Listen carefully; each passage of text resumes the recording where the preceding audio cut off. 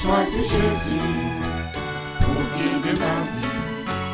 Mon bien-aimé Jésus, il est à moi, je suis à lui. J'ai choisi Jésus pour guider ma vie. Gloire à Dieu. Nous allons lire dans Luc au chapitre 23.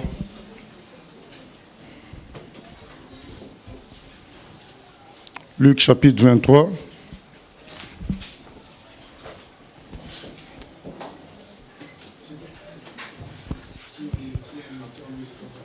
C'est Jésus qui est devant Pilate. Et nous lisons à partir du verset 13. Du verset 13 au verset 25. Luc 23, 13 à 25.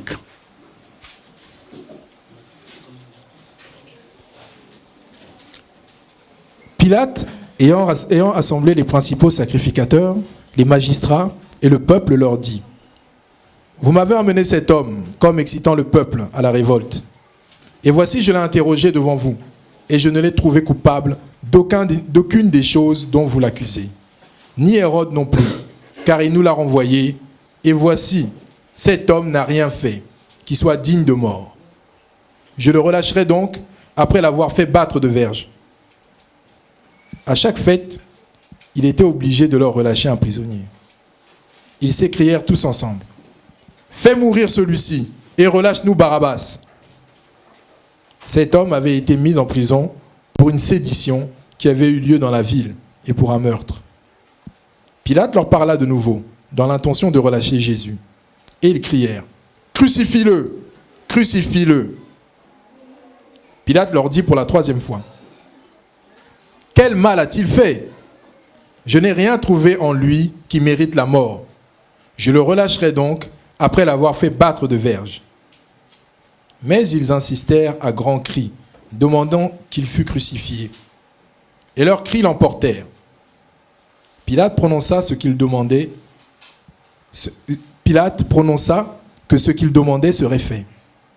Il relâcha celui qui avait été mis en prison pour sédition et pour meurtre, et qu'il réclamait, et il livra Jésus à leur volonté.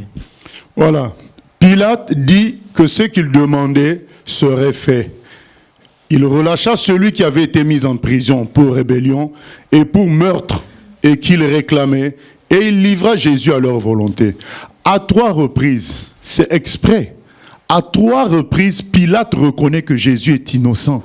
Jésus n'a rien fait de mal. À 3 reprises. Mais à chaque fois, le groupe de Juifs qui était là répétait « Nous voulons le voir mort ». Et Pilate dit « Mais il n'a rien fait de mal ». Il a dit à 3 reprises. Et c'est lui qui avait l'autorité. C'est lui qui avait à décider.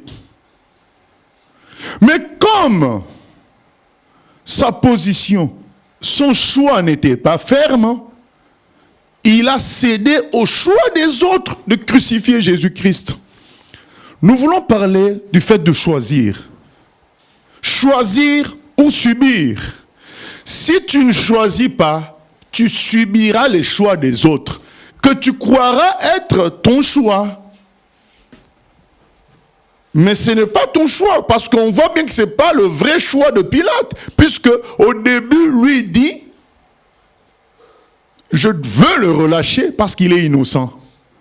Mais comme son choix n'était pas clair et ferme, ça a cédé à la pression extérieure. Maintenant, imaginez maintenant le cas où tu ne choisis pas. Parce que déjà là, quelqu'un a essayé de choisir, on l'a détourné. Maintenant, imaginons tous ceux qui ne choisissent pas. Ils vont vivre quoi? Ils vont vivre totalement le choix des autres. Et dans les autres, nous voulons dire le choix des démons aussi, le choix de Satan, le choix du monde. Nous sommes appelés à choisir d'une manière claire. Qu'est-ce que nous voulons pour notre vie? Chacun doit choisir. Qu'est-ce que tu veux pour la suite? Même quand tu es converti, nous sommes appelés à choisir. À un moment donné, nous avons des choix à faire encore, malgré le fait qu'on a déjà fait le plus grand choix, le choix principal. Il y aura encore des choix dans la vie. Et si on ne choisit pas à chaque fois ce qu'il faut, ce que Dieu veut,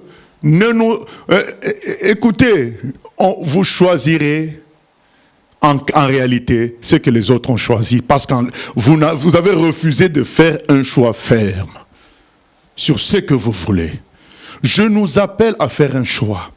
Et bonne nouvelle, ce n'est pas nous qui allons apporter de l'énergie, c'est Dieu. Il nous demande tout simplement, pour chaque chose, de faire un choix. Vous savez, on va avoir un baptême tout à l'heure. Et dans l'entretien de confirmation, le frère me raconte son passé, comment il en est venu à être touché par Dieu. Et je lui dis, mais oui, mais finalement, qu'est-ce qui t'a déterminé à te faire baptiser? Il m'a dit, j'ai fait un choix. Alors nous avons, nous deux, béni le Seigneur, parce que je lui ai dit, mais c'est le sujet de ma prédication. Il a dit, j'ai fait un choix. J'ai dit, mais comment Dieu peut confirmer les choses? C'est beau, c'est extraordinaire.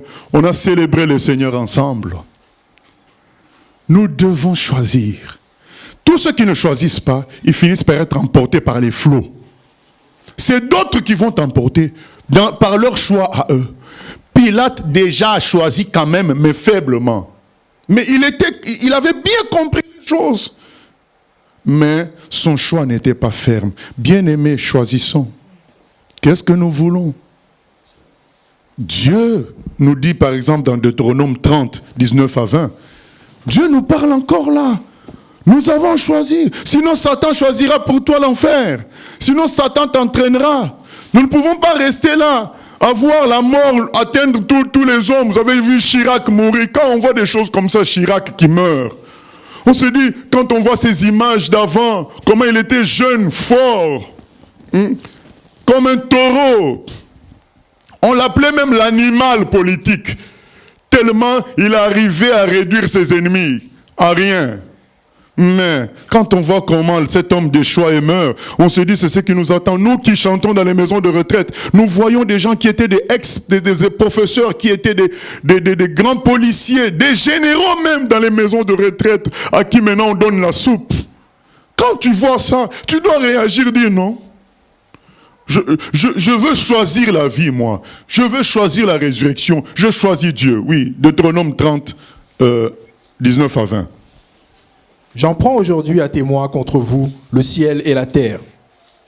J'ai mis devant toi la vie et la mort, la bénédiction et la malédiction. Choisis la vie afin que tu vives, toi et ta postérité, pour aimer l'Éternel, ton Dieu, pour obéir à sa voix et pour t'attacher à lui. Amen. Choisis la vie. Dieu dit, mets la mort et la vie devant nous. Choisissons la vie. Il nous indique le choix à faire. Et donc, quand on fait le choix de Dieu, il nous accompagne. Il nous soutient. Mais Dieu ne veut pas des gens irresponsables. Les responsabilités, c'est quoi? C'est éviter de prendre des décisions. Les irresponsables n'aiment pas prendre les décisions. Ils veulent que les autres prennent les décisions à leur place. Dieu n'a pas créé d'irresponsables ni de robots. Il a créé des gens libres afin qu'il ait une relation libre avec eux. C'est comme personne d'entre nous voudrait avoir une relation avec un homme ou une femme dans le mariage si c'est forcé. On aimerait que ça soit libre, que la personne nous aime librement. Et Dieu, c'est la même chose. Il veut qu'on l'aime librement, sans qu'il force. Il n'a pas programmé des humains à l'aimer. Il a posé sa présence dans leur cœur, afin qu'à un moment donné, face à cette présence, ils fassent un choix. Il dit, je vous demande de choisir entre la vie et la mort. Mais choisissez la vie. Je vous oriente. Je vous aide. Choisissez la vie et aimez Dieu. Et vous allez voir comment vous serez bénis, vos enfants et tout le reste. Nous avons un choix à faire. Beaucoup vivent comme ça, dans l'autoroute qui amène en enfer. Et ce n'est pas eux-mêmes qui ont décidé. Au fait, ils n'ont pas voulu décider tout simplement. Et du coup, puisqu'ils sont nés dans une famille musulmane, ils suivent la religion musulmane. Ils sont nés dans une famille chrétienne et ils suivent la religion chrétienne. Ils sont nés dans une famille catholique et ils suivent la religion catholique. Ils sont nés dans un pays en majorité, entre guillemets, chrétienne, ils suivent. Il y a même des pays comme les États-Unis, le Congo, le Nigeria, des pays comme ça où le christianisme est culturel, il n'est plus véritable. Il n'y a que quelques îlots de vérité qui restent, mais en général, c'est devenu culturel. Eh bien, ceux-là aussi sont chrétiens culturels aussi. Au fait, ils ne choisissent pas. Ils se laissent entraîner par les flots du choix des autres. Et ça finira très très mal. Parce que le jour du jugement, tu seras tout seul. Tu vas dire quoi? Tu vas dire que tu ne savais pas. Dieu te dit, Deutéronome 30, 19, 20, je mets la vie et la mort, choisis la vie. Bien-aimé, que personne ne te trompe, comme quoi tu n'as pas à choisir. Non. C'est ta vie. Tu dois décider qu'est-ce que tu veux.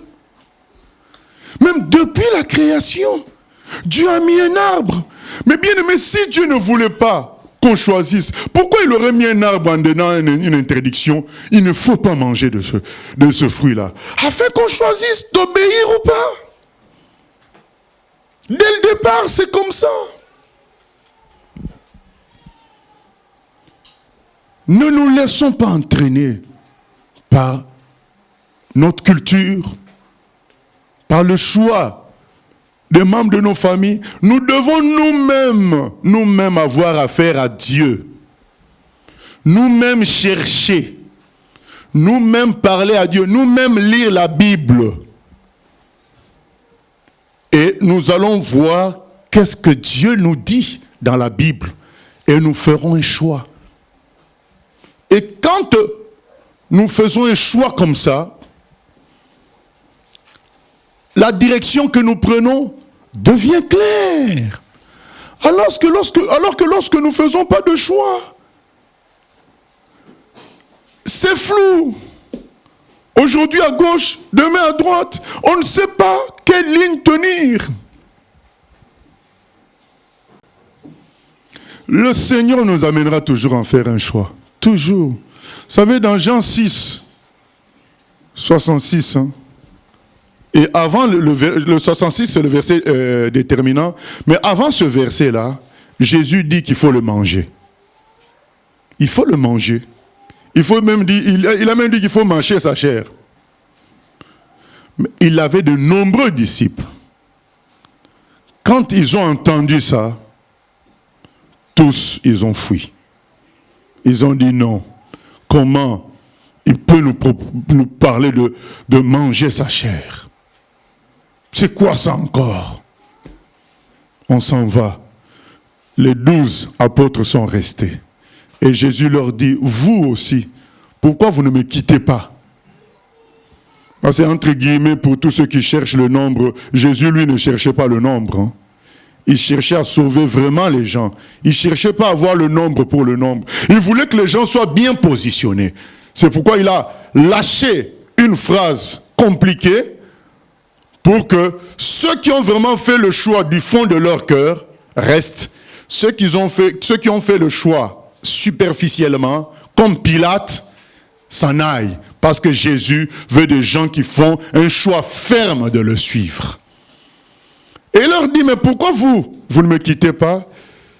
Pierre a répondu, mais on va aller où? C'est toi le meilleur choix, amen. C'est toi qui as les paroles de la vie éternelle. Tu es le meilleur choix qu'on puisse voir sur la terre. C'est vrai que là, on est un peu perturbé. On ne comprend pas ce que tu veux dire par le fait qu'on te mange.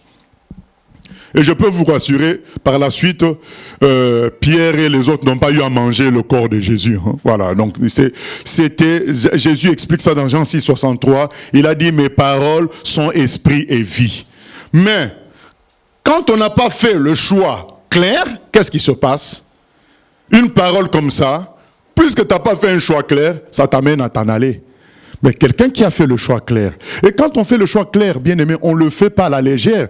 C'est en connaissance de cause. C'est ce que Pierre dit. Il dit, nous ne te quittons pas parce que chez toi, il y a les paroles de la vie éternelle. Ce n'est pas à la légère. Ce n'est pas parce qu'il y a une illumination nocturne. Non, c'est en connaissance de cause. C'est ce que Dieu nous demande. Toi-même, examine les choses et choisis. Examine qui je suis. Nous ne demandons pas aux gens de faire le choix à la légère.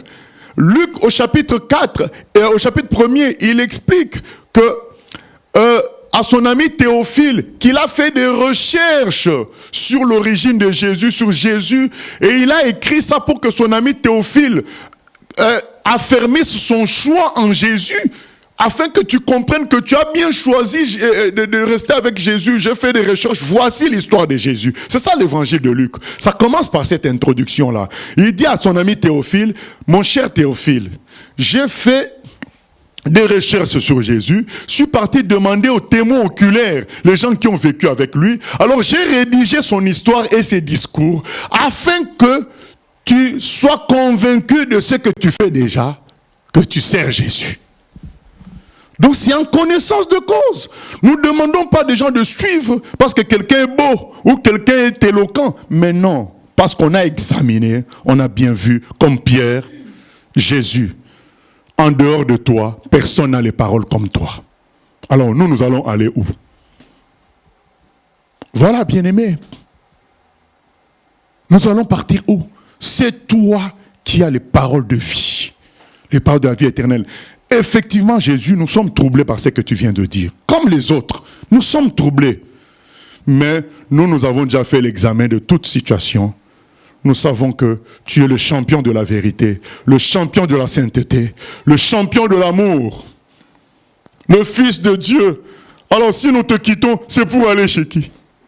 Nous préférons rester avec toi et nous pensons que tu nous expliqueras plus tard. Voilà. Ils ont fait leur choix. Et ceux qui avaient un choix léger, ils ont dû partir. Ils sont partis. Bien-aimé, il faut faire son choix. Il faut choisir. Comme le frère a dit, j'ai fait un choix. Ah oui, à un moment donné, il faut faire son choix. Pas se laisser entraîner. Vous savez, il y a des gens qui ont juré, font jurer à leurs enfants avant de mourir. Il y a des papas qui ont fait ça et des mamans. Je m'en vais, je vais mourir, mais ne quitte jamais la religion catholique. Je vais mourir, mais ne quitte jamais l'islam. Je vais mourir, mais ne quitte jamais la religion de nos ancêtres. Bien-aimé, lui, il meurt. Quelle garantie il te donne que c'est lui qui a raison? Parce qu'il meurt. S'il restait éternel, ce serait la garantie. Mais il meurt. Mais Jésus-Christ, lui, il meurt. Sa garantie, c'est qu'il ressuscite le 3e jour. Il a vaincu la mort. Et c'est pourquoi il te demande de le choisir, lui. Et c'est ainsi que beaucoup disent, ah oui, mais moi j'ai promis à mon père. Mais attends, le jour du jugement, tu ne seras pas avec ton père, tu seras seul. Dans ce cas, il faut partager aussi ton salaire avec ton père. Pourquoi quand tu prends ton salaire, tu prends ça tout seul? Pourquoi quand tu t'achètes les vêtements, c'est toi seul qui portes ça? Porte aussi avec lui. Va le déterrer, porte avec lui. Non, tu as ta vie. Choisis. Tu ne vas pas choisir par rapport à tes frères et sœurs. Tu dois choisir par rapport à Dieu. Nous avons à choisir entre la France et Dieu. Tu dois choisir. On ne peut pas servir 2 maîtres. Tu dois choisir. Entre l'argent et Dieu, tu dois choisir. Tu dois choisir entre ton honneur et Dieu. Tu dois choisir. Donc quand on ne fait pas le choix, forcément on se laisse entraîner par le choix des autres. Forcément. Lisons Josué 24, 15.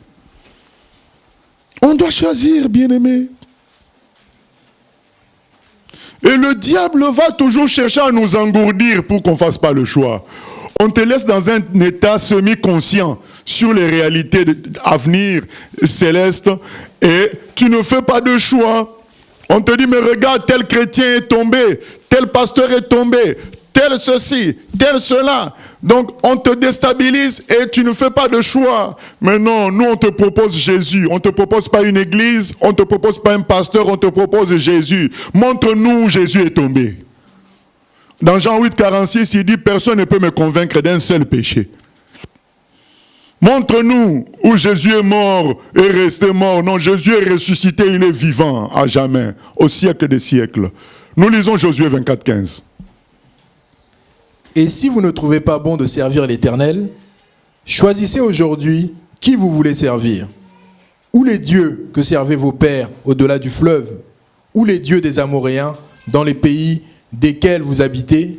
Moi et ma maison, nous servirons l'Éternel. Amen. Josué a fait son choix, il a dit, moi et ma maison, nous servirons l'Éternel. Vous faites aussi votre choix. Mais moi, j'ai déjà choisi, moi et ma maison, nous servirons l'Éternel. Lisons aussi Genèse 3, 1 à 6, pour comprendre que, bien aimé, ceux qui ne choisissent pas, ils finissent par choisir, mais le mal. En ne choisissant pas, ils finiront par choisir ce qui est mauvais. Parce que pour choisir Dieu, il faut le faire consciemment. C'est le mal qui nous viole et qui nous fait choisir inconsciemment. Mais Dieu, lui, n'acceptera pas des choix inconscients.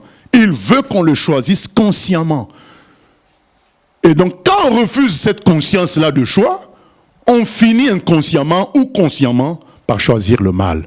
C'est très dangereux. Lisons, tout ce que nous vivons aujourd'hui, c'est parce qu'on a eu un ancêtre qui a refusé de faire le choix. Il s'appelle Adam. Lisons son histoire. Genèse 3, 1 à 6. Le serpent était le plus rusé de tous les animaux des champs que l'Éternel Dieu avait fait. Il dit à la femme, « Dieu a-t-il réellement dit, vous ne mangerez pas de tous les arbres du jardin ?»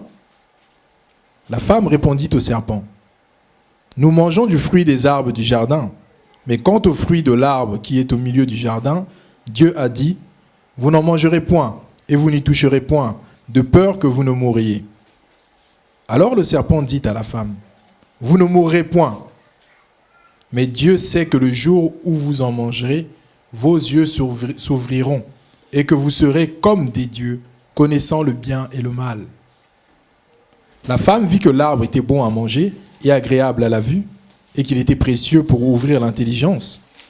Elle prit de son fruit et en mangea. Elle en donna aussi à son mari, qui était auprès d'elle, et il en mangea. Voilà ce qui s'est passé. Donc quand ils ont mangé ce fruit-là, c'est fini. C'était le péché qui est entré, la déchéance, la mort, les catastrophes naturelles, les maladies. C'est à cause du fait que l'homme qui avait reçu l'autorité, qui devait décider, qui devait choisir, n'a pas à refuser de choisir. Il s'est laissé entraîner par qui? Par sa femme. Et d'ailleurs, le jour où, parce que si quelqu'un dit, ah mais c'est pas trop ça, mais lisons au verset, toujours à la suite, au verset 9. Mais l'Éternel Dieu appela l'homme et lui dit, où es-tu? Il répondit, j'ai entendu ta voix dans le jardin et j'ai eu peur parce que je suis nu et je me suis caché. Et l'Éternel Dieu dit, qui t'a appris que tu es nu? Est-ce que tu as mangé de l'arbre dont je t'avais défendu de manger? L'homme répondit, la femme que tu as mise auprès de moi m'a donné de l'arbre et j'en ai mangé. Vous entendez vous-même la réponse. Le monsieur n'a pas choisi. Et du coup, il a fait le choix de qui? De quelqu'un d'autre. Si tu ne choisis pas, tu feras le choix de quelqu'un d'autre. Peut-être sans t'en rendre compte, mais c'est quand même trop tard. Bien aimé, vous imaginez, on te fait entrer quelque part, mais c'est un lion qui t'attendait. Tu vas dire, ah mais c'était pas moi, mais le lion va dire, mais moi j'ai faim. C'est tout. C'est trop tard. On dit, oh mais c'est mes parents qui m'avaient dit, mais le démon qui est en face de toi dit, mais oui, mais moi je t'attendais. Tu vas fuir comment? Parce que tu as refusé de rester calme, d'analyser la situation et de faire le choix. Tu as refusé. Nous tous dans notre vie, un jour on a fait le choix. Tu regardes, tu dis, mais si je continue le chemin de la débauche, je gagnerai ceci, cela, mais ça finira où?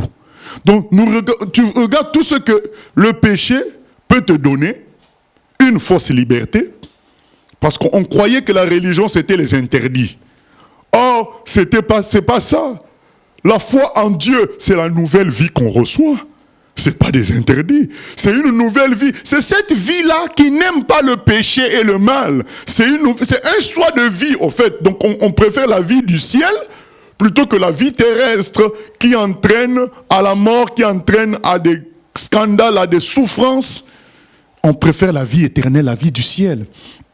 À un moment donné, on s'est dit, ben, je fais quoi? Comme le diacre Frère tout à l'heure, il l'expliquait. À un moment donné, tu dis, mais je continue dans la vie de boîte de nuit. Je sais ceux qui me précèdent, comment ils ont fini. Qui ne sait pas comment Michael Jackson a fini? Il n'a même pas eu 55 ans. Ils ont fait des contrats magiques pour avoir le succès. On a vu comment il a fini. Comme un homme sans vie, alors qu'il était encore vivant, mais il était comme sans vie. Il était obligé de se droguer au propofol, un anesthésien. On sait comment Steve Jobs a fini. C'est cette vie-là qu'on veut. Il n'a même pas dépassé lui aussi 55 ans. On sait comment Marvin Gaye a fini. Tous ces gens-là qui ont fait des contrats magiques, on voit comment ils finissent. Et c'est ce que tu choisis. Oh non, mais j'ai pas fait le choix. Moi, je joue avec les copains. Ah oui, mais après, ils m'ont entraîné. Ah oui, mais il fallait faire un choix, mon ami. Il faut faire un choix. Tu feras le choix des autres. Adam a fait le choix d'Ève. Parce qu'il n'a pas voulu, en tant qu'autorité, faire le choix. Beaucoup d'hommes refusent de faire un choix. Ils subissent le choix de leur femme. La femme te provoque et veut t'amener à la colère pour que tu la quittes pour tout casser. Et toi, au lieu de faire un choix, tu ne fais que te plaindre de cette femme-là. Au lieu de dire, bon, elle m'entraîne dans ça, mais moi, je refuse. Je veux la vie, je veux la construction. Donc, je veux faire un contrat avec Dieu. Je choisis le mariage, je choisis l'unité, malgré son comportement, et que Dieu m'aide maintenant dans mon choix. Et tu verras la main de Dieu. Beaucoup de divorces sont dus au fait qu'il y a une seule personne qui a choisi, l'autre a refusé de choisir. Et a subi la décision de la personne qui a fait le mauvais choix. Or, si l'autre pouvait choisir autrement, on a vu ça. Tant qu'un résiste et choisit l'unité, choisit le mariage, il n'y a jamais de divorce. C'est quand un se fatigue, quand l'un se fatigue, il dit, bon, je laisse tomber, je subis le choix de la personne la plus venimeuse, ben, c'est là que ça finit à la rupture. C'est parce qu'il y a le manque de choix. Nous devons choisir, bien-aimés. Il y a des gens qui sont malades parce qu'ils ne veulent pas choisir la guérison. Tout simplement. Parce qu'il est écrit dans Ésaïe 53, par les meurtrissures de Jésus, nous sommes guéris. Mais peut-être qu'ils ont prié 5 ans, il n'y a pas eu de guérison. Ils ont lâché, leur choix n'était pas ferme. Mais celui qui est ferme dans son choix, il priera pour la guérison même avant de mourir, il prie toujours pour la guérison. Parce qu'il croit ce que dit la parole de Dieu. Notre choix doit être ferme. Sinon, on fera le choix des autres. Et le Seigneur veut nous entraîner à cela. Choisissons. Matthieu 10, 46, Marc plutôt 10, 46 à 53. Marc 10, 46 à 53. Le Seigneur veut qu'on choisisse. Tu veux la guérison? Tu veux la puissance du Saint-Esprit? Tu dois choisir. Vous savez, il y a des gens qui n'ont pas demandé, ça leur a été donné. Il y a des gens qui n'ont pas demandé, ils ont été guéris par Dieu. Et toi, tu te dis, moi aussi, j'attends. Non, tu demandes. Il est dit, demandez, vous recevrez. Demander, c'est un choix. Parce que tu peux aussi te taire. Mais on te dit, demande, mon ami. Tu dois demander. Oui. Ils arrivèrent à Jéricho. Et lorsque Jésus en sortit, avec ses disciples et une assez grande foule, le fils de Timée, Bartimée, mendiant aveugle, était assis au bord du chemin. Il entendit que c'était Jésus de Nazareth, et il se mit à crier, « Fils de David, Jésus, aie pitié de moi !» Plusieurs le reprirent pour le faire taire. Mais il criait beaucoup plus fort, « Fils de David, aie pitié de moi !» Jésus s'arrêta et dit, « Appelez-le. » Ils appelèrent l'aveugle en lui disant, « Prends courage, lève-toi, il t'appelle. » L'aveugle jeta son manteau et, se levant d'un bond, vint vers Jésus. Jésus, prenant la parole, lui dit, « que veux-tu que je fasse? Rabouni, lui répondit l'aveugle, que je recouvre la vue. Jésus lui dit, va, ta foi t'a sauvé. Aussitôt, il recouvra la vue et suivit Jésus dans le chemin. Amen, amen. Amen. Cet homme crie, fils de David. Les gens viennent l'entourer pour dire, tais-toi, tu déranges, c'est quand même le maître qui passe. Mais son choix était ferme. Quand le choix n'est pas ferme, on se laisse submerger par le choix des autres. On est sans position. On appelle ça quoi? Une girouette qui bouge au gré des vents. C'est le vent qui t'amène à gauche. Eh bien là, ça marche. À Leclerc, ça marche. Tu vas à Leclerc. Maintenant, c'est Carrefour. Tu vas à Carrefour. Et c'est au champ. Les girouettes, ça bouge comme ça. Pas de choix personnel. Mais quand ton choix est ferme, c'est la gloire de Dieu qui va se manifester. Parce que tu as choisi le choix de Dieu. Quand on veut que notre choix soit ferme dans Dieu, qui a fait les cieux et la terre. Cet aveugle-là savait que Jésus pouvait lui redonner la vie. Il a entendu qu'il a déjà donné la vue, redonné la vue à beaucoup de personnes. Il a entendu. Alors il a fait son choix, que Jésus le guérisse, que Jésus lui rende la vue. Un choix ferme, il dit aujourd'hui, c'est ça ou la mort. Beaucoup de gens manquent de réussite parce qu'ils n'ont pas fait de choix clairs. Les amis de Daniel, on leur dit, vous vous prosternez devant la statue en or, sinon on vous envoie dans le feu, dans la fournaise. Ils ont fait leur choix, ils ont dit, ça sera la fournaise. Nous, on ne peut pas se prosterner devant un faux Dieu. Parce que leur choix de Dieu était ferme. Et quand ils sont entrés dans le feu, ça n'a rien fait. Ils sont sortis champions. On les a établis ministres du pays. Et la personne qui les avait envoyés dans le feu a dit, c'est leur Dieu qui est le véritable. Vous savez, un jour, comme le 21 juin, on fait toujours des concerts dans les places publiques. Une année, à la radio, ils ont dit que le concert était annulé parce qu'il y aura des rafales de vent à grande vitesse et des pluies. Alors que nous, on avait déjà installé le matériel vers 7h du matin, 8h, et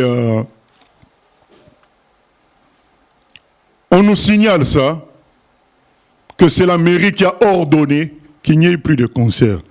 On dit, mais de quel droit la mairie va nous refuser à nous, on est hommes libres, de chanter, si c'est autorisé que le 21 juin, chacun chante où il veut, je ne vois pas pourquoi la mairie va nous interdire. Ah oui, il y a des gens qui ont essayé de me convaincre. Ah oui, c'est la mairie qui a dit, il y a des agents de la mairie qui sont venus là, ils ont dit c'est comme ça.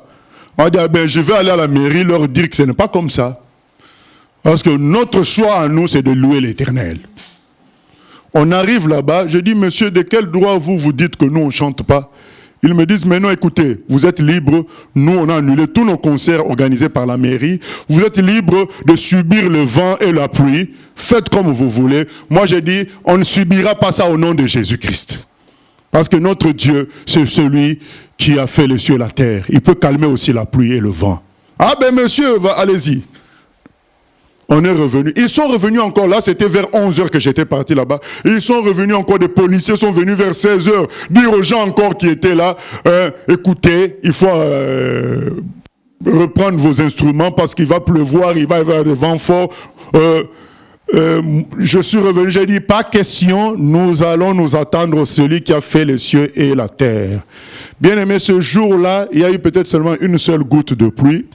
Et on a vu comment les nuages qui étaient au-dessus de nous ont été déplacés par une main invisible. Et Dieu a fait de grandes choses parce que finalement, comme tous les autres païens ont eu peur, ils n'ont pas fait de concert. Tout le public de ce soir-là est venu écouter la parole de Dieu, écouter les chants chrétiens. On ne peut pas suivre le choix des autres. Ah, mais c'est la mairie. Ah, c'est la météo. Mais nous, on a celui qui est au-dessus de la mairie et de la météo. L'Éternel des armées qui a fait les cieux et la terre. Choisis le Seigneur, bien-aimé. Choisis Dieu. Ne choisis pas un pasteur. Ne choisis pas un homme. Ne choisis pas une église. Choisis Dieu. C'est Dieu qui te conduira avec des frères et sœurs. Il te donnera un sous-berger humain. C'est Dieu qui fera tout. Mais toi, tu dois choisir Dieu. Et c'est lui qui te dira, voilà la personne qui va te suivre dorénavant. Comme quand Paul a eu la révélation de Jésus sur le chemin de Damas, Jésus lui a dit, tu iras dans la ville, quelqu'un te dira ce que tu as à faire. Voilà, je te confie à Ananias, il viendra te dire ce que tu as à faire. Choisis Dieu et Dieu te montrera qui est ton pasteur humain, un sous-berger humain, et c'est lui qui te montrera l'église où tu vas partir. Choisis d'abord Dieu, choisis sa parole. Nous avons le choix, bien-aimés. Quand on ne choisit pas, c'est l'ennemi qui choisit pour nous. C'est des humains qui vont choisir pour nous et ça finira mal. Ça finira mal. Là, Bartimée, dites-moi, un aveugle qui crie, Jésus, fils de David, aie pitié de moi. Et qu'est-ce que Jésus fait? Il arrive là et dit, que veux-tu que je te fasse? N'est-ce pas que nous sommes tous étonnés en disant, mais un aveugle t'appelle, c'est clair, il veut voir. Pourquoi lui poser encore la question? Mais parce que Dieu veut qu'on choisisse. Il veut qu'on dise ce qu'on veut. Vous vous souvenez, non? Quand il les a sortis d'Égypte, ils se sont plaints dans le désert. Mais heureusement, c'est eux qui avaient choisi. C'est écrit qu'ils ont crié et Dieu a entendu leur cri et est venu les libérer. Mais s'ils n'avaient pas crié et que Dieu les ait sortis comme ça d'Égypte, je peux vous dire que là, ils allaient vraiment l'insulter en face. Mais ils ont crié, sors-nous, sauve-nous. Et Dieu vient les sortir d'Égypte, ils ont quand même murmuré. Mais imaginez qu'ils n'aient pas choisi ça. Dieu nous connaît. Il sait que si on ne choisit pas, on dira c'est Ève. C'est ce qui est arrivé à Adam, non? Dieu connaît l'homme. Il sait que quand il ne choisit pas, il finit par dire mais c'est pas de ma faute. On est entraîné comme ça, c'est la prédestination. C'est toi qui as tout décidé. Donc c'est pas de ma faute. Mais Dieu dira non. C'est de ta faute parce que tu as choisi. Oui, mais moi je n'ai pas choisi. C'est la prédestination. De toute façon, nous sommes destinés à l'enfer. D'autres sont destinés au paradis. Non, Dieu te dira non. Je t'avais demandé de choisir la vie ou de choisir la mort. Dans Deutéronome 30, 19 à 20. Quand Jésus nous dit croyez, on a le choix entre croire ou ne pas croire. Tu ne vas pas dire je suis entraîné. Vous allez me dire, mais oui, mais pasteur, il y a plein de passages qui sont, qui nous interpellent, qui nous dérangent, où on montre comme si Dieu connaît tout, mais ça, c'est son affaire. Que Dieu connaisse tous ceux qui iront en enfer et tous ceux qui iront au paradis, c'est son affaire. Ça ne veut pas dire que toi, tu es déterminé. Toi, choisis pour toi. Ce qui est à ton niveau, c'est le choix. Ce qui est à son niveau, c'est sa connaissance. Il connaît tout ça, c'est lui. Pourquoi tu veux te mêler de ce qui ne te concerne pas? Oui, bien aimé, moi je vais même aller loin pour vous dire que dans le psaume 139, on dit même que nos jours sont comptés. Il connaît tous nos jours. Mais est-ce que ça veut dire que tu n'as pas le choix? Tu as le choix. Ça, c'est ton niveau à toi. Que lui connaisse tous les jours, c'est sa science à lui. C'est toujours quand on veut devenir comme Dieu, comme Adam et Ève qu'on pêche. On veut connaître comme Dieu, se comporter comme si on était Dieu. On doit comprendre tout ce qui est dit dans la parole alors que ça concerne Dieu. Toi, ce qui te concerne à toi, on te demande de faire le choix. Mais que Dieu sache le choix que tu vas faire, que Dieu sache où tu vas finir, ça c'est son problème. Toi, ne te laisse pas emporter. Vous savez, quand on a dit à Élie que lui et ses fils vont mourir à cause de leurs péchés, au lieu que le monsieur se repente, il dit, Dieu a décidé comme ça. Qui peut changer sa décision? Il en est resté là. Mais n'est-ce pas que Dieu avait dit qu'il allait détruire Ninive? Est-ce que Ninive a été détruite? Ben non, parce qu'ils ont fait quoi? Ils se sont repentis. Mais il y a des spécialistes qui disent, mais 400 ans plus tard, ça a été détruit. Mais oui, mais 400 ans plus tard, est-ce que les gens qu'on allait détruire ce jour-là étaient encore là? Bien aimé, ne cherchons pas toujours à embrouiller les choses. Quand on a envoyé Jonas, les gens qui ont vécu la parole de Jonas, qui se sont repentis, eux, ils ne sont plus morts. Ils n'ont plus été frappés. Si 400 ans après ça s'est accompli, ça c'est pour d'autres personnes, pas pour eux. Ça ne leur est pas arrivé ce que Dieu avait dit. Parce que notre Dieu est miséricordieux. Il veut notre salut. Il ne veut pas que le méchant meure. C'est écrit. Mais bien aimé, il ne veut pas que le méchant meure. Pourtant on dit le méchant. Hein? Mais il ne veut pas qu'il meure. Donc c'est que le méchant peut devenir juste. Nous avons à choisir, bien aimé. Ne laissons pas quelqu'un d'autre choisir à notre place. Choisis Dieu. Choisis la vérité. Comme Bartimée, il a choisi de voir. Il a dit, mais que veux-tu? Il n'a pas dit, ah, mais il complique encore la situation, il ne voit pas que je suis aveugle. Oh, il a crié, je veux voir. Choisis, bien-aimé. Choisis. Choisis de vivre la sainteté. Choisis de vivre la sainteté. Vous savez, on a un choix à faire entre vivre en homme amélioré, en bonne santé, riche, de beaux enfants, qui font de bonnes études. On a à faire ce choix et la vie du ciel. La vie qui vient d'en haut, qui ne dépend pas des réussites terrestres, mais qui reçoit sa subsistance du ciel. On a ce choix à faire entre l'abstinence et la jouissance des choses de la terre. Vous allez dire, mais oui, mais on doit bien manger, non? Oui. Dieu le sait. Jésus le dit dans Matthieu 6. Votre Père sait que vous devez manger et vous vêtir. Vous n'avez pas à vous inquiéter de ça. Choisissez le royaume éternel. Choisissez la vie éternelle. Et il vous donnera le reste. Mais je suis marié. Ma femme doit s'occuper de moi. Dieu le sait. Mais il te dit dans 1 Corinthiens 7 que ceux qui sont mariés vivent comme s'ils ne l'étaient pas.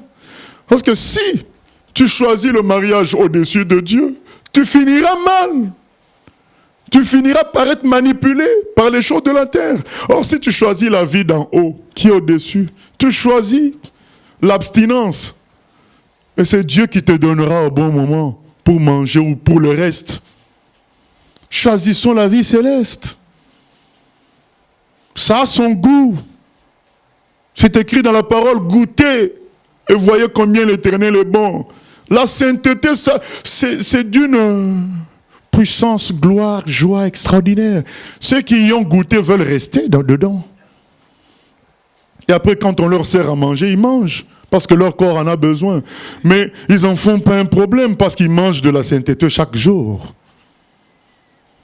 Et il y a beaucoup de serviteurs de Dieu, beaucoup de chrétiens qui ont choisi d'être des hommes améliorés au lieu d'être des gens qui viennent du ciel. Et c'est pourquoi on les retrouve à ressembler à Michael Jackson. Bien aimé, quand tu es chrétien, tu dois choisir entre être chrétien et être Michael Jackson. Tu ne peux pas être les deux en même temps, mon ami. Puisque Michael Jackson servait le diable. Tu dois choisir entre être chrétien et la femme là qu'on voit dans Cordula, à la télé là. Christina Cordula. Hein? Qui a choisi les vêtements. Mais le jour de sa mort, les vêtements, ça va servir à quoi? Nous, on a choisi Jésus. Est-ce qu'on s'habille? Pas on s'habille. Mais la vie du ciel nous suffit. C'est tout. Il y a un choix à faire dans la vie. Tu ne peux pas avoir deux choses en même temps.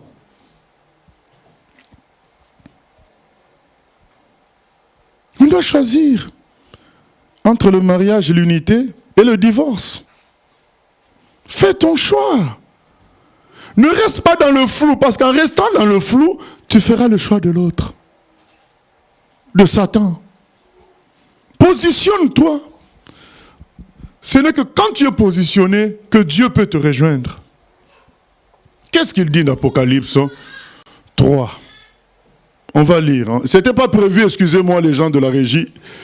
Apocalypse 3, à partir du verset 15, je crois.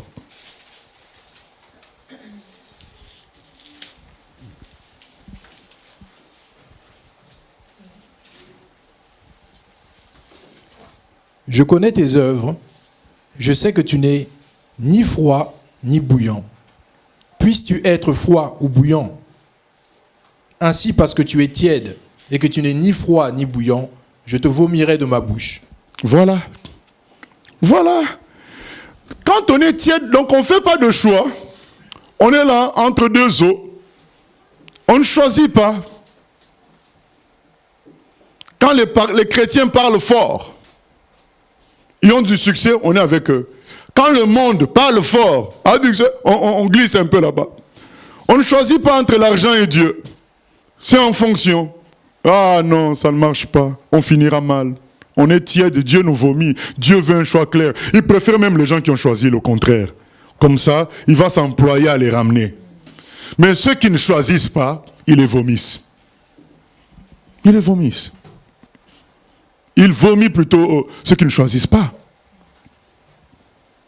Mais ceux qui choisissent même le mal, Dieu va les aider à venir faire le bon choix. Mais ceux qui sont au milieu, Dieu dit, voilà, c'est toujours le péché d'Adam. Pas de choix, tu es là, et à la fin pour condamner Dieu, pour dire, mais c'est la femme que tu m'as donnée. C'est notre pasteur qui nous a égarés. C'est notre église qui nous a égarés. Mais non, tu dois choisir, c'est la Bible que tu dois suivre. Si l'église suit la Bible, c'est bon. Si ton église ne suit pas la Bible, tu quittes cette église-là. Tu dois choisir. C'est tout. Mais rester là, dire, ah bon, on ne sait jamais. Non, tu dois choisir. Tu dois choisir entre le succès et la vérité. Qu'est-ce que tu choisis? Que tu sois connu ou bien que tu prêches la vérité. C'est un choix à faire que beaucoup de jeunes chrétiens n'ont pas fait.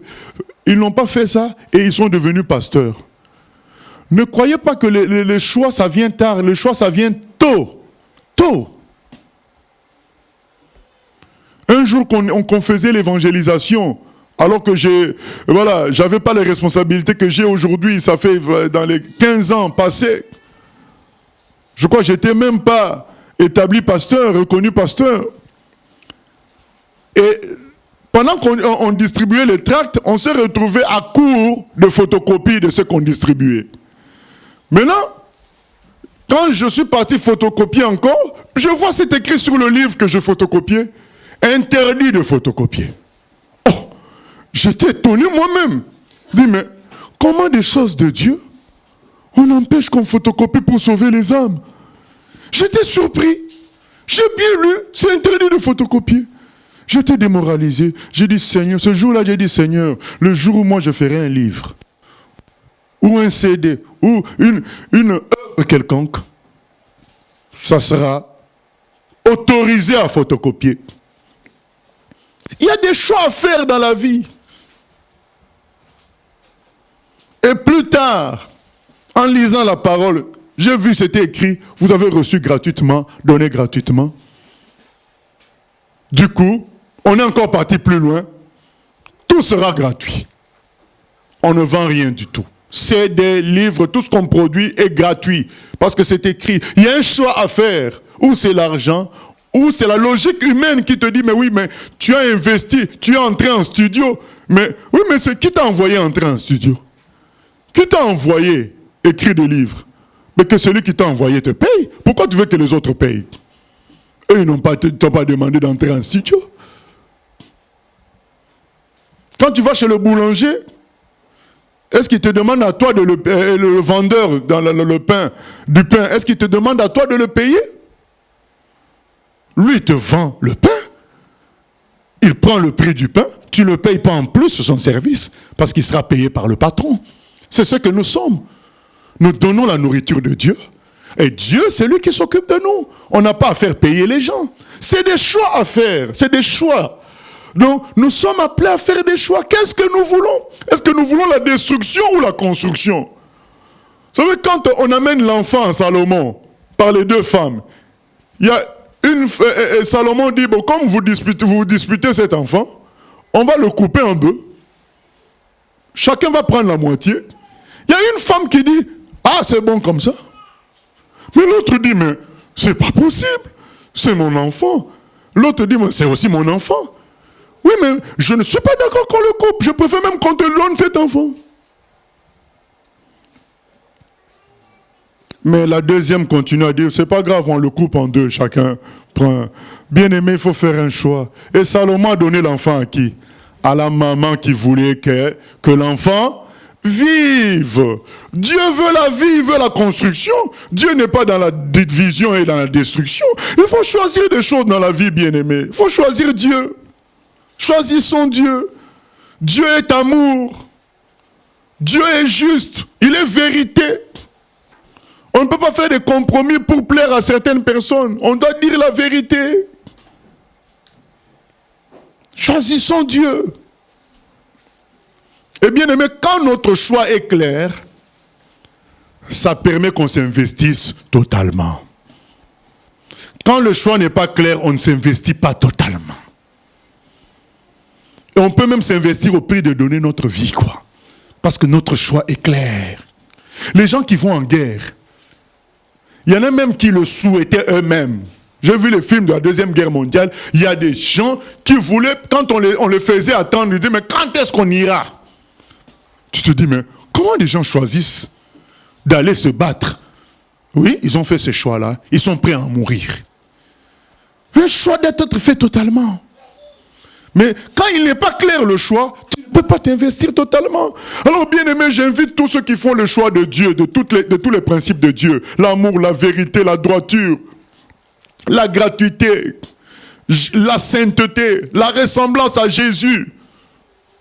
Tous ceux qui font le choix de vivre unis dans leur mariage, tous ceux qui font le choix d'aimer Dieu plutôt que l'argent, tous ceux qui font ces choix-là, je nous exhorte à être impliqués totalement, engagés totalement. Si notre choix est clair, allons à fond. Si on ne va pas à fond, notre capacité de choix va diminuer. Notre engagement va diminuer. Et c'est le choix de l'autre qui va venir progressivement. Allons à fond dans notre choix. Comme ça, on ne laisse pas la place à l'autre. Dans Jean 14, 30, Jésus dit, le diable vient, mais il n'a rien à moi. J'ai fait mon choix total de vivre pour mon Dieu. Bien aimé, Jésus n'avait pas de femme.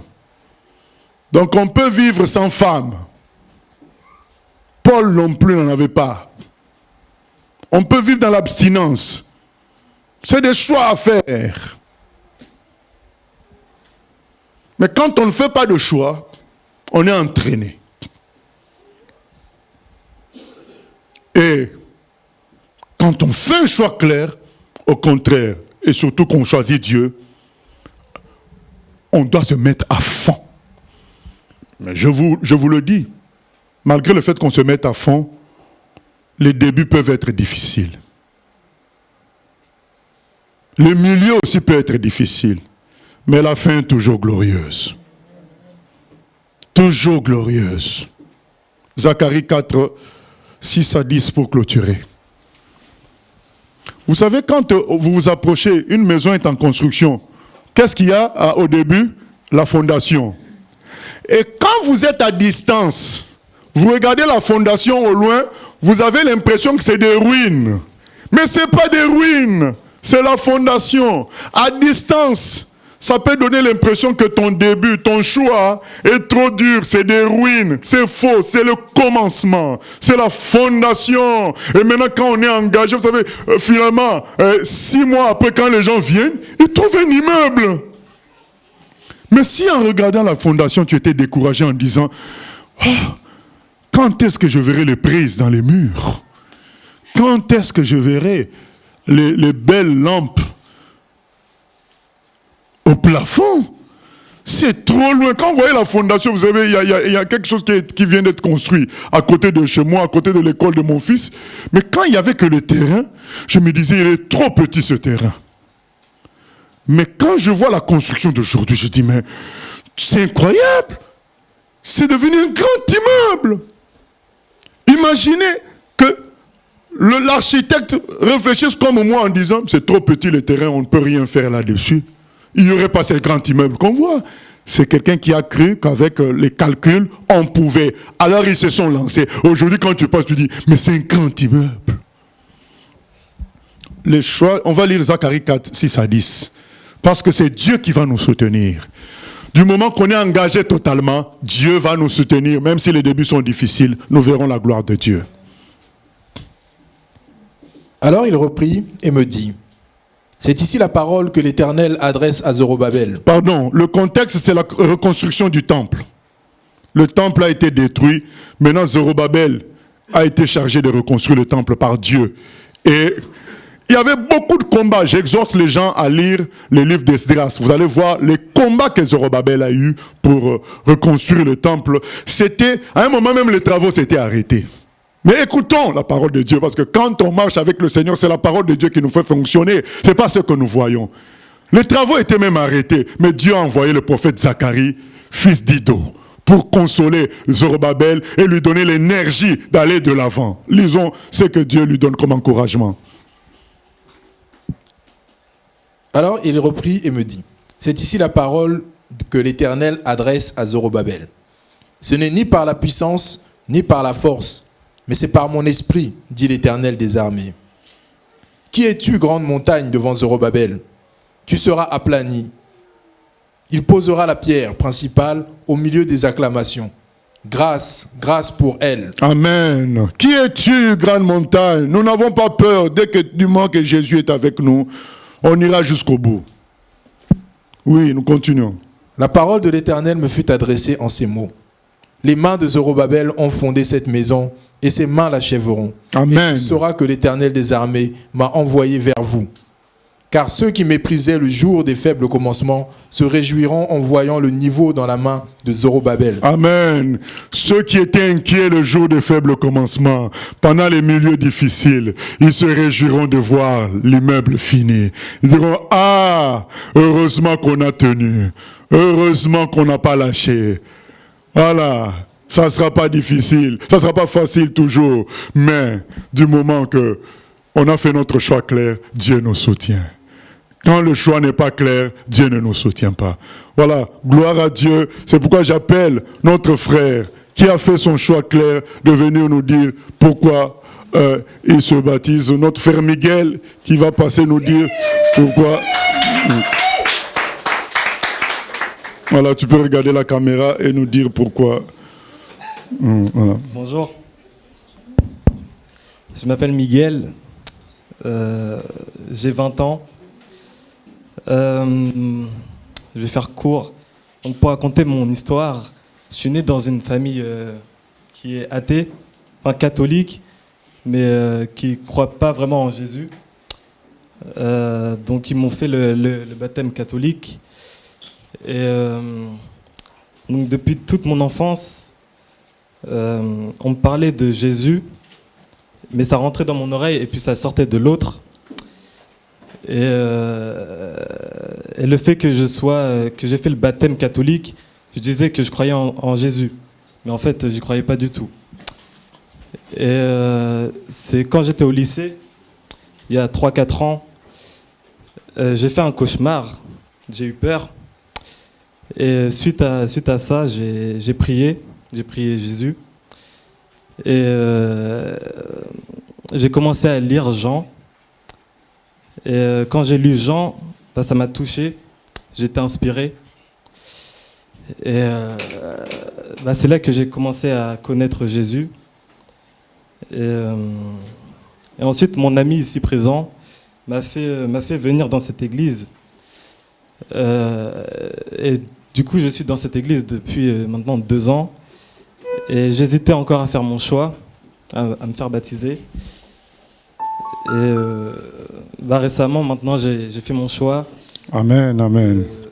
De mourir pour renaître de nouveau. Amen, amen. Gloire à Dieu. Que Dieu te bénisse.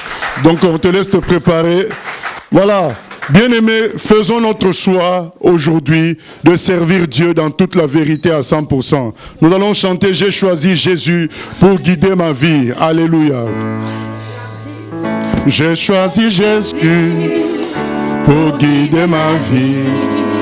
Mon bien-aimé Jésus est tout en moi, je suis à lui. J'ai choisi Jésus pour guider ma vie. Mon bien-aimé Jésus, il est à moi, je suis à lui. J'ai choisi Jésus pour guider ma vie. Mon bien-aimé Jésus, il est à moi, je suis à lui. J'ai choisi Jésus pour guider ma vie. Mon bien-aimé Jésus, il est à moi, je suis à lui. En marchant dans les chemins, dans les rues, observant tous les passants, chacun suivant sa propre voie, égoïstement, tristement. Mon cœur rempli de tristesse, je me pose autant de questions. Savent-ils qu'un jour ils connaîtront la mort et qu'après la mort ils feront face au jugement? Moi j'ai choisi Jésus pour guider ma vie. Mon bien-aimé Jésus, il est à moi, je suis à lui. J'ai choisi Jésus pour guider ma vie. Mon bien-aimé Jésus, il est à moi, je suis à lui. Jésus me conduit, Amen. aux portes du ciel. Là-haut, plus de misère, plus de souffrance, tout est si beau. Jésus me conduit aux portes du ciel. Là-haut, plus de misère, plus de souffrance, tout est si beau. Jésus est descendu pour me rapprocher de mon Père dans les cieux. Il n'a pas tenu compte de ma vie passée dans le péché. Par sa mort et sa résurrection, je suis créé de nouveau. J'attends avec joie le merveilleux jour de son retour. Avec tous les sauvés, je chanterai Alléluia. Oh Alléluia, louez l'Éternel. Louez l'Éternel. Voilà, nous allons Louez baptême. l'Éternel. Louez l'Éternel. Oh Alléluia. Ceux qui veulent te louer l'Éternel. Louez l'Éternel. Louez l'Éternel. Est-ce que t'as déjà loué le nom de Jésus-Christ? Est-ce que t'as déjà chanté le nom de Jésus-Christ? Est-ce que t'as déjà loué? Est-ce que t'as déjà adoré? Est-ce que t'as déjà chanté? Est-ce que t'as déjà prié? Oh Alléluia. Louez l'Éternel. Que tous ceux qui respirent louez l'Éternel.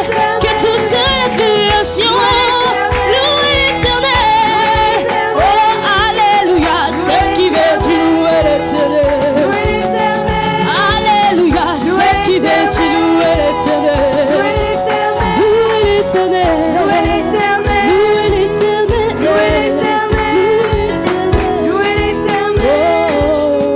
Louez l'Éternel. Alléluia. Que le nom du Seigneur soit béni. Nous allons passer aux annonces, au temps d'annonces, avant le baptême. Alors, le groupe des jeunes organise un foyer sur l'orientation scolaire, donc le samedi 26 octobre à 14h. Donc tous les jeunes de 12 à 22 ans sont conviés à participer à ce foyer qui aura lieu chez la sœur Félie. Donc l'adresse vous sera communiquée. Pour plus d'informations, contactez le frère Boris, donc au 06 84 61 66 96, 06 84 61 65, 96, ou alors le diacre Rossi au 06 67 40 96 37. Que Dieu nous bénisse. Autre annonce, ça c'est plus pour les personnes qui viennent ici à Grand Couronne le dimanche. Donc évitons de nous garer sur les places de parking parce que nous devons aussi être un témoignage. Et ce sont les riverains, donc ceux qui habitent dans les bâtiments à côté. Ces places-là leur sont réservées. Et lorsqu'ils veulent recevoir des personnes ou lorsqu'ils veulent se garer, parfois ils ne peuvent pas se garer. Donc essayons de nous garer aux alentours ou à des endroits qui ne gênent pas, mais évitons de nous placer dans le parking. Soyons aussi un témoignage par rapport à l'entourage. Les annonces habituelles, donc le mardi, nous avons le temps d'enseignement. Donc là, nous étudions le livre des rois. Et je nous invite à participer à ces temps d'enseignement afin d'aller plus loin avec le Seigneur. Effectivement, accepter Jésus, c'est une chose, mais marcher selon ses commandements et selon sa parole, c'est mieux. Donc ça, c'est le mardi de 18h à 20h. Le mercredi, nous avons notre temps d'intercession dans les différentes cellules. Donc ça, c'est à partir de 18h. Et le vendredi, nous avons aussi les cellules à Paris et au Havre, ou alors nous avons les cellules à Paris, au Havre.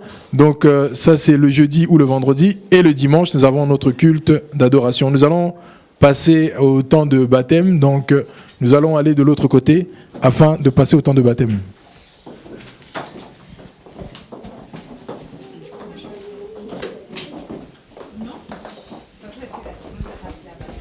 Seigneur, nous te bénissons parce qu'aujourd'hui, Seigneur, nous vivons la prédication en direct. Notre frère a fait un choix.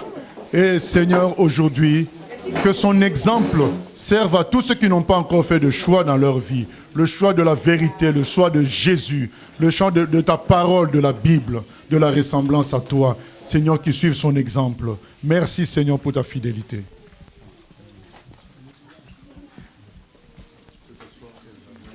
Alors je vous avertis qu'il fait très froid, souffrez pour le frère. Alors il fait très froid, mais c'est la vie éternelle. Après, il va entrer dans la chaleur du ciel. Gloire à Dieu. Mon frère Miguel, je viens te baptiser au nom du Père et du Fils et du Saint-Esprit. Que tu sois rempli de l'Esprit Saint pour servir l'Éternel dans toute la vérité. Je te baptise au nom de Jésus. En Jésus, j'ai trouvé ce que je n'espérais pas. En Jésus, j'ai trouvé ce que je l'avais. En Jésus, j'ai trouvé ce que je n'espérais pas. En Jésus, j'ai trouvé ce que je n'espérais pas. Quel jour de gloire. Quand Jésus m'a sauvé, quel jour de gloire. Quand Jésus m'a sauvé, quel jour de gloire. Quand Jésus m'a sauvé, quel jour de gloire. Quand Jésus m'a sauvé, Quel jour de gloire. quel jour de gloire. Quand Jésus m'a sauvé, quel jour de gloire. Quand Jésus m'a sauvé, quel jour de gloire. Quand Jésus m'a sauvé, quel jour de gloire. Quand Jésus m'a sauvé. Aux choses du passé, je ne veux plus toucher. Aux choses du passé, je ne veux plus toucher. Aux choses du passé, je ne veux plus toucher. Quel jour de gloire, quand Jésus m'a sauvé. Aux choses du passé, je ne veux plus toucher. Aux choses du passé, je ne veux plus toucher. Aux choses du passé, je ne veux plus toucher. Quel jour de gloire, quand Jésus m'a sauvé. Ce n'est plus moi qui vis, c'est Christ qui vit en moi. Ce n'est plus moi qui vis, c'est Christ qui vit en moi. Ce n'est plus moi qui vis, c'est Christ qui vit en moi. Quel jour de gloire, quand Jésus m'a sauvé. Pour ces jours de gloire, et nous prions qu'il y ait d'autres jours de gloire, d'autres baptêmes dans les temps à venir, où les gens vont entrer au ciel dans la joie des anges. À toi la gloire, la louange au siècle des siècles. Amen. Que Dieu nous bénisse.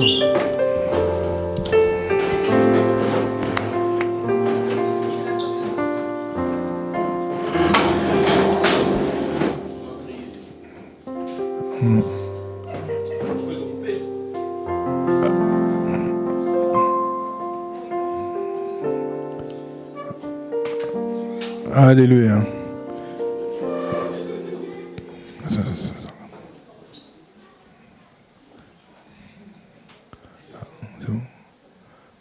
Nous allons prier afin de clôturer ce temps d'adoration et ce temps de louange et de prière et remercier encore le Seigneur pour ce qu'il a fait. Seigneur, nous te bénissons, nous te remercions, car nous avons vu encore ta main se manifester aujourd'hui. Nous avons vu encore, Seigneur, tes promesses s'accomplir, Seigneur. Merci, Seigneur, pour ce baptême et merci, Seigneur, pour cette parole, car toi, tu es parfait. Et lorsque tu fais une chose, Seigneur, tu la fais parfaitement, Seigneur. Merci encore, Seigneur, pour tout ce que tu vas faire dans la vie de chacun. Merci de nous garder et de nous aider à faire le véritable choix, celui de te servir et celui de marcher avec toi. À marcher avec toi, Seigneur, quelles que soient les circonstances, et à tenir ferme jusqu'au bout, à remporter cette course-là, Seigneur, de garder la foi. Seigneur, merci encore pour tout ce que tu vas faire durant cette semaine qui s'annonce. Aide-nous à nous attacher à toi et à faire aussi les choix lorsque nous serons face aux membres de nos familles, face à nos amis, face aux connaissances, face à nos collègues de travail, à l'école aussi avec, Seigneur, nos confrères, Seigneur. Aide-nous, Seigneur, à être dignes de toi, Seigneur, et à ne pas nous laisser porter par le vent et le choix des autres, mais à être vraiment attachés à toi. Seigneur, nous te bénissons pour tout ce que nous allons prendre en termes de communion fraternelle, que tu sois avec nous et que, Seigneur, cette parole, Seigneur, continue à vivre encore en nous dans le temps de communion fraternelle, que tu sanctifies nos conversations, que tu bénisses tout ce que nous allons prendre et que, Seigneur Jésus, tu bénisses aussi ceux qui ont préparé, ceux qui ont acheté et que tu bénisses ce foyer qui nous accueille aussi, Seigneur. Merci de pourvoir aux besoins en tout temps et en tout moment, Seigneur. Que la gloire ne revienne qu'à toi seul. Au nom de Jésus. Amen.